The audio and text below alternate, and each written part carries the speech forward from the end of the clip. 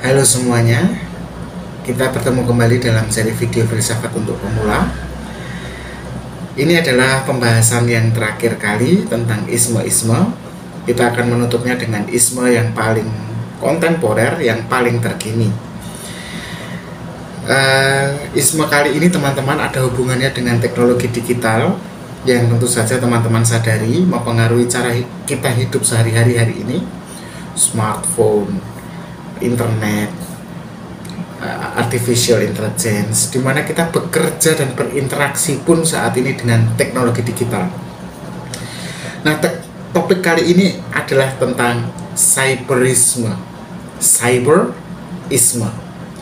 Cyberisme adalah sebuah studi kajian tentang dampak teknologi digital pada manusia dan kebudayaan. Mari teman-teman kita selami bersama.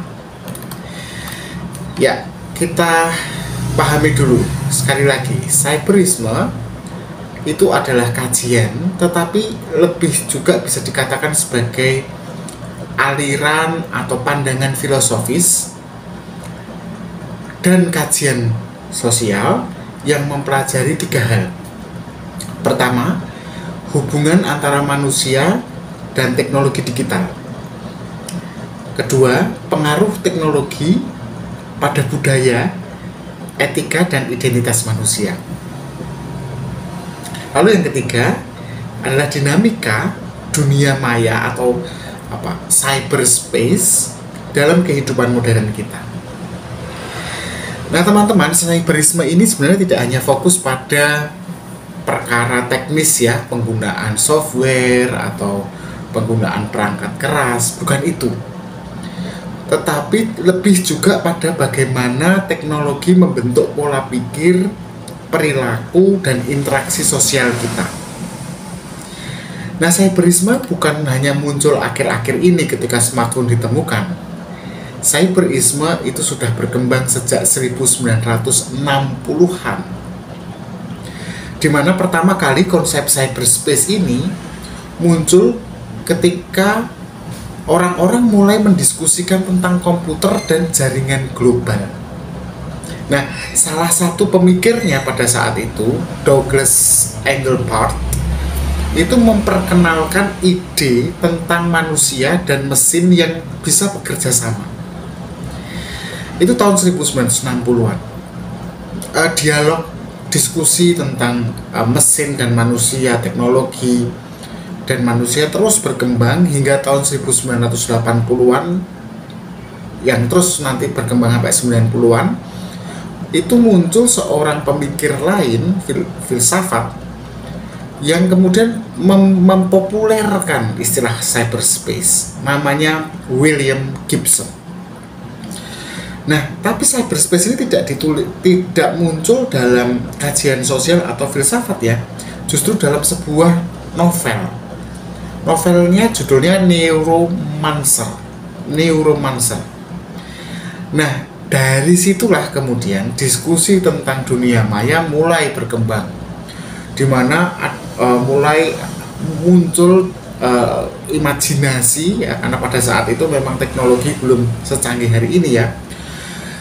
Tapi imajinasi tentang teknologi dan budaya, teknologi dan masyarakat mulai berkembang. Nah, seiring dengan itu memang teknologi informasi berkembang sekali. Internet, kemudian televisi juga kan, radio dan sebagainya. Lalu mulai milenium tahun 2000 ya hingga hari ini, kita mulai melihat cyberspace ini menjadi relevan karena media sosial kan kemudian berkembang ya, mulai dari, kalau teman-teman ingat, masa itu ada Friendster, kemudian berkembang menjadi Facebook, menjadi Instagram, menjadi Twitter yang sekarang X, kemudian sampai hari ini ada YouTube, ada macam-macam. Nah, media sosial menjadi ruang utama interaksi manusia ternyata, yang sebelumnya tidak pernah dinyana. Belum lagi ditemukan, tersusun big data di dunia ini. Seluruh data yang sudah dimasukkan ke internet sejak puluhan tahun sejak awal 2000-an ya, itu kemudian sejak 90-an bahkan itu kemudian mengumpul jadi satu, menggumpal menjadi big data yang kemudian diterjemahkan menjadi AI, artificial intelligence atau kecerdasan buatan. Dan ini kemudian memicu perdebatan etis tentang kontrol, kendali manusia atas mesin, privacy, kemudian juga tentang otonomi manusia di tengah dominasi teknologi buatan. Nah, kalau kita bicara cyberisme itu ya, kita akan ketemu dengan setidaknya 5 aspek utama. 5 aspek utama. Yang pertama adalah tentang identitas digital. Identitas digital adalah bagaimana individu menciptakan identitas mereka di dunia maya lewat media sosial, lewat avatar, dan lewat komunikasi secara daring atau online. Identitas digital. Karena identitas digital dan identitas nyata, real, itu beda loh kadang-kadang. Teman-teman tahu itu kan. Apa yang real, bagaimana seseorang melihat dirinya dan orang lain melihat diri seseorang, itu bisa berbeda di 2 dunia yang berbeda.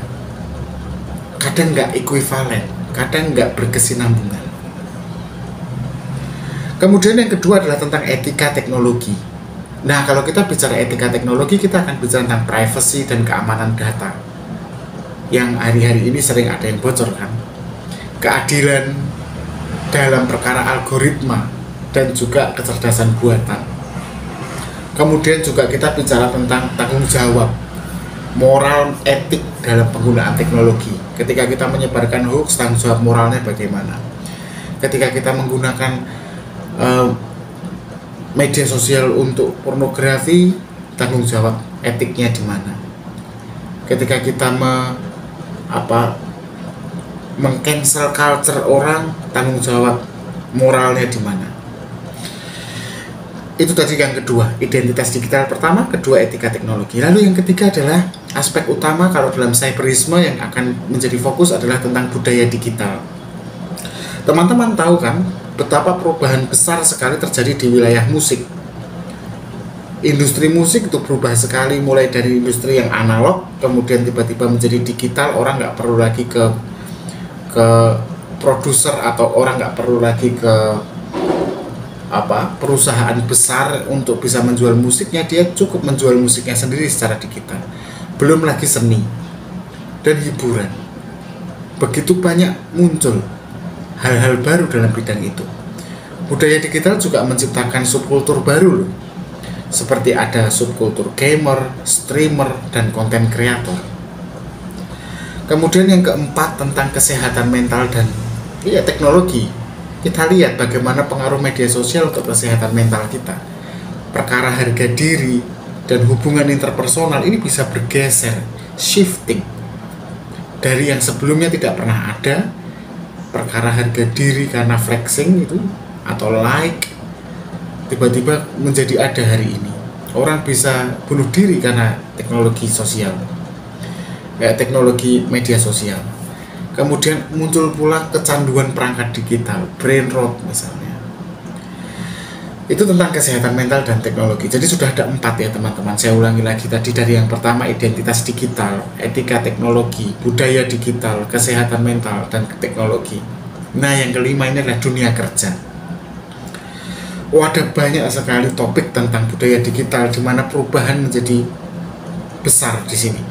Otomatisasi dan peran manusia di era digital ini kemudian kita bisa lihat semakin manusia perannya kemudian semakin minim kan sebenarnya.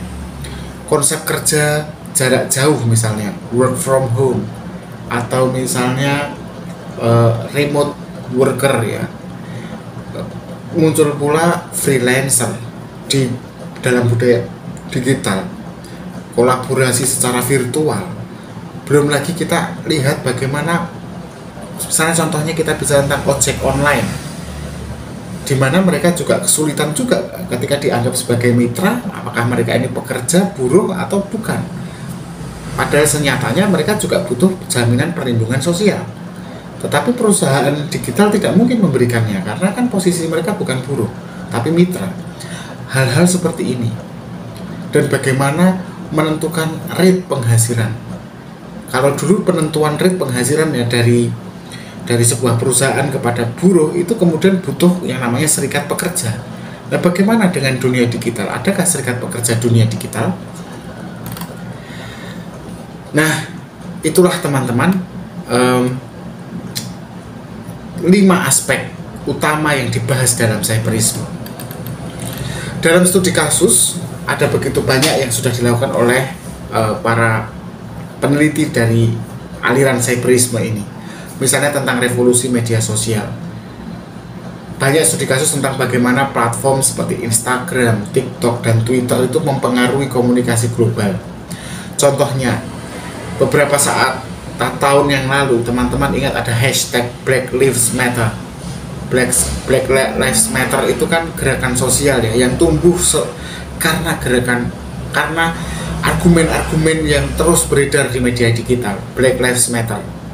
Belum lagi tentang viral marketing, strategi bisnis yang berkembang pesat karena caranya menggunakan algoritma lewat platform-platform tertentu.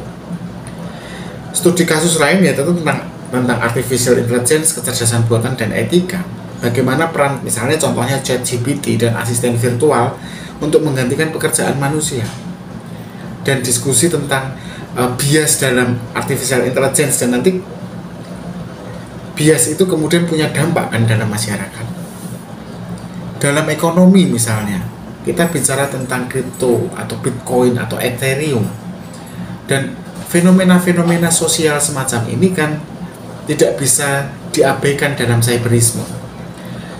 Kita juga bisa bicara tentang virtual reality atau augmented reality, di mana penggunaan VR atau AR dalam pendidikan, hiburan, dan terapi medis. Kita juga bicara tentang metaverse, di mana metaverse itu membuka dunia baru untuk interaksi digital. Nah, kalau kita lihat ke depannya apa yang akan terjadi dengan cyberisme, ya kita akan melihat ada banyak hal baru yang kita harus bersiap-siap mulai mempelajari lagi ya. Kita bicara nanti akan ada muncul teknologi kuantum, di mana kita akan bicara tentang komputasi kuantum dan bagaimana komputasi kuantum ini akan mengubah sistem keamanan digital dan dampaknya pada percepatan inovasi ilmu pengetahuan. Kita juga masih akan bicara tentang pergeseran sosial. Akankah manusia menjadi lebih banyak hidup di dunia maya dibandingkan dunia nyata? Dan bagaimana menjaga keseimbangan antara kehidupan digital dan yang analog? Kita juga masih akan bicara tentang cyber ethics. Cyber ethics yang baru-baru ini terjadi misalnya tentang bagaimana hak cipta atau copyright ya, hak cipta dalam dunia digital. Atau juga boleh nggak dalam ethics itu misalnya orang ingin punya hak untuk dihapus, tidak terekam secara jejak digitalnya. Istilahnya right to be forgotten gitu ya. Hak untuk dilupakan.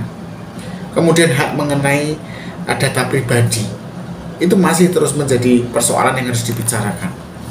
Kedepan juga kita akan bicara tentang kemungkinan munculnya kecerdasan buatan tingkat lanjutan, seperti hadirnya AI yang hari ini itu tapi lebih maju. Dan ketika lebih maju berarti kita akan tahu bagaimana kalau itu melampaui kecerdasan manusia. Dan resiko maupun peluangnya apa? Apakah kemudian teknologi nanti akan otonom dari manusia sehingga dia akan berkembang sendiri bagaikan makhluk gitu. Nah, itulah cyberisme. Cyberisme adalah cerminan dari hubungan yang kompleks teman-teman antara kita dan teknologi. Dan era ini sudah menjadi awalnya, di mana memang menawarkan potensi kemajuan, kebaikan untuk umat manusia, tapi juga menyimpan resiko yang juga harus kita antisipasi. Semuanya sebenarnya pilihannya ada di tangan kita. Apakah kita akan menggunakan teknologi? Kalau kemajuan tidak mungkin kita stop, perubahan tidak mungkin kita stop. Tapi sejauh mana kita punya kemampuan menggunakan teknologi untuk memperkaya hidup kita atau justru kehilangan kendali. Nah, inilah akhir dari pembahasan kita mengenai isme-isme, dan kita tutup dengan cyberisme, semacam pandangan filosofis kontemporer yang hari ini paling sering dan seru dibicarakan. Semoga video-video yang sudah saya buat menginspirasi teman-teman, memberikan informasi, dan bila ada kesalahan mohon diberikan masukannya di kolom komentar. Jangan lupa untuk like, komen, dan subscribe, dan kita terus belajar bersama. Sampai jumpa di video selanjutnya dan seri yang lain. Tetap berpikir kritis. Terima kasih.